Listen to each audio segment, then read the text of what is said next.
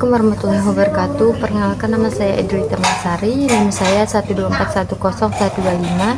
Saya membuat tugas ini untuk memenuhi tugas video dari kelompok 1 sampai kelompok 6. Baiklah, kita masuk ke kelompok 1. Baiklah, kedudukan alam semesta pada manusia dan ilmu pengetahuan dalam perspektif pendidikan Islam. Ada 4 ungkapan kata yang digunakan dalam Al-Quran dan untuk menunjukkan para makna manusia dengan penekanan pengertian yang berbeda, yaitu kata al-bashar dinyatakan dalam Al-Quran sebanyak 36 kali dan tersebar dalam 26 surah. Al-insan yang berasal dari kata al-uns dinyatakan dalam Al-Quran sebanyak 73 kali dan tersebar dalam 43 surah. Al-nas dinyatakan dalam Al-Quran sebanyak 240 kali dan tersebar dalam 50 kata al-nas.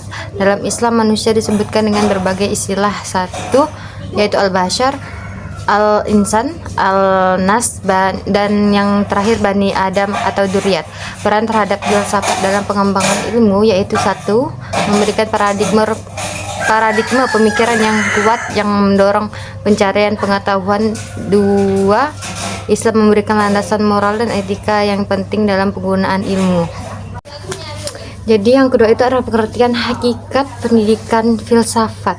Jadi pendidikan merupakan cara pandangan atau dasar mengenai bagaimana Islam ini melakukan proses pendidikan secara formal dan informal yang bersumber dari Al-Quran dan As-Sunnah. Aspek yang menjadi penanganannya ini yaitu satu, berorientasi pada ketauhidan, dua, berorientasi pada pembentukan akhlak, tiga, berorientasi pada pengembangan ilmu pengetahuan sumber dan dasar pada pendidikan. 1. Al-Quran, 2. As-Sunnah, 3. Ijtihad, 4. Sejarah Islam, 5. Ra'yu macam-macam pendidikan Islam. Itu ada 1. Metode dialog, 2. Metode kisah, 3. Metode penumpangan, 4. Metode tarkib dan tarhib, 5. Metode pengalaman, 6. Metode ibrah, 7. Metode nasihat. Yang ketiga itu ada kelompok 3, yaitu komponen. Itu adalah suatu proses yang melakukan secara sadar atau disengaja guna untuk menambah pengetahuan, wawasan, serta pengalaman untuk menentukan tujuan hidup sehingga bisa memiliki pandangan yang luas untuk ke arah masa depan. Dan dengan pendidikan itu sendiri dapat menciptakan orang-orang yang berkualitas. Adapun komponen pendidikan yaitu pendidikan yang satu, pendidikan, yang kedua itu lingkungan pendidikan, ketiga itu adalah alat dan metode pendidikan. Adapun tujuan pendidikan yaitu tujuan ini tidak lepas dari tujuan hidup, sebab pendidikan bertujuan untuk memelihara kehidupan dari manusia. Dan adapun kesimpulannya, suatu pendidikan itu adalah suatu hal yang sangat penting untuk menjadikan seseorang manusia menjadi seseorang yang manusia seutuhnya. Lalu kita masuk kelompok 4, yaitu pengertian pendidikan Islam dan kurikulum pendidikan. Secara etimologi, pendidikan berasal dari kata didik yang berarti memelihara dan melatih, dengan menambahkan awalan pe dan dik.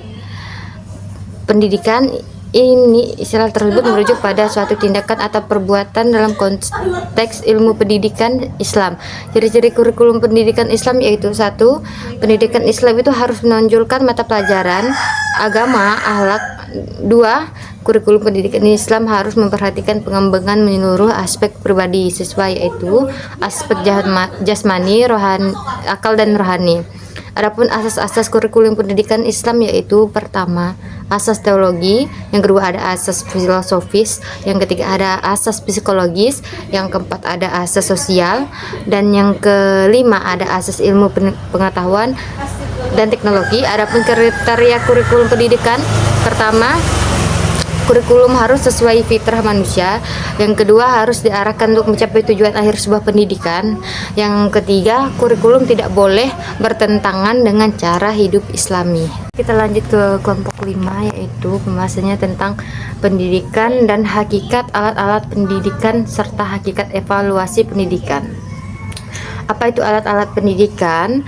Menjadi alat-alat pendidikan adalah segala bentuk perangkat, bahan atau media yang digunakan untuk membantu proses belajar dan meningkatkan efektivitas pembelajaran. Apa saja macam-macam alat pendidikan itu ditinjau dari segi wujudnya, maka alat-alat pendidikan itu juga dapat berupa suatu perbuatan pendidikan, bisa disebut dengan software, mencakup nasihat, teladan, larangan, perintah, pujian, teguran, ancaman, dan hukuman. 2. Benda-benda sebagai alat bantu hardware, mencakup meja, kursi belajar, papan tulis, penghapus, kapur tulis, buku peta, OHP, dan sebagainya. Apa saja dasar-dasar pertimbangan alat pendidikan? Jadi, dalam penggunaan alat pendidikan ini yang harus diperhatikan yaitu pribadi yang menggunakannya, sehingga penggunaan alat pendidikan ini itu tidak sekedar persoalan teknis belaka, namun menyangkut batin atau pribadi pendidik. Ada beberapa hal yang perlu diperhatikan ini dalam memilih alat pendidik, yaitu 1. Tujuan yang ingin dicapai, 2. Itu orang yang menggunakan, 3. Alat membentuk cabang alat yang itu digunakan, 4. Efektivitas penggunaan alat tersebut dengan tidak melahirkan efek tambahan yang merugikan. Kita lanjut ke kelompok 6, itu ada pengertian pendidikan. Jadi istilah pendidikan ini berasal dari kata didik yang berarti memelihara, merawat, dan memberikan latihan agar seseorang ini memperoleh pengetahuan yang diterapkan, termasuk aspek sopan santun, akal budi, akhlak dan lainnya. Pengertian hakikat pendidik ini menurut Kyai Hajar Dewantara, yaitu hakikat pendidik ini ialah proses penanggulangan masalah serta penemuan dan peningkatan kualitas hidup pribadi serta masyarakat yang berlangsung seumur hidup. Pengertian peserta didik dalam pendidikan ini, peserta didik adalah anggota masyarakat yang berusaha mengembangkan diri melalui proses pendidik untuk menjadi individu yang lebih berilmu, beriman, bertakwa, serta berakhlak mulia. Mungkin itu yang dapat saya sampaikan tentang penjelasan saya dari kelompok 1 sampai dari kelompok 6. Jika ada yang kurang, mohon maaf.